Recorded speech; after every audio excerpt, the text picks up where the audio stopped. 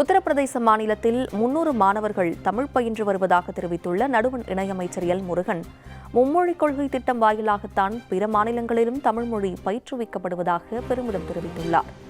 உத்தரப்பிரதேச அரசாங்கம் பள்ளிகளில் தமிழ் மொழியை ஊக்குவிக்கின்ற ஒரு அரசாங்கமாக அங்கு தமிழ் மொழியை கற்றுக் கொடுத்து கொண்டிருக்கிறார்கள். கிட்டத்தட்ட 300 மாணவர்கள் அங்கிருந்து ராமேஸ்வரம் வந்து தமிழ் மொழியை அவங்க படிச்சுட்டு போயிருக்கிறாங்க.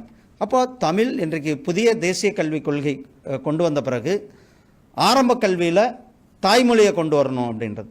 அது இல்லாமல் 3 மொழிகள் அப்படி ஒரு மொழியை உத்தரப்பிரதேசம் அரசாங்கம் தமிழுக்கு ஒரு மிகப்பெரிய ஒரு பெருமை சேர்த்திருக்குன்னா, தமிழ் மொழியினுடைய அந்த தொன்மை, தமிழ் மொழியினுடைய ஆதாரம், அந்த ஆழ்மை எந்த அளவுக்கு ரூட்டில் வந்திருக்கிறது என்பதை நமக்கு காட்டுகிறது. தமிழ் மொழி மேலே மட்டுமல்ல, தமிழ் மக்கள் மேலேயும் அதீத பக்தி வைத்திருக்கிறவர் நம்மளுடைய பிரதமர் திரு நரேந்திர மோடிஜி அவர்கள். அதனால தான் நேற்றைக்கு கூட தமிழ்நாட்டுக்கு வந்து கிட்டத்தட்ட 5000 கோடி ரூபாய் அளவுக்கு தமிழ்நாட்டினுடைய வளர்ச்சி திட்டங்களுக்கு நிதியை கொடுத்துட்டு வந்திருக்கிறார்.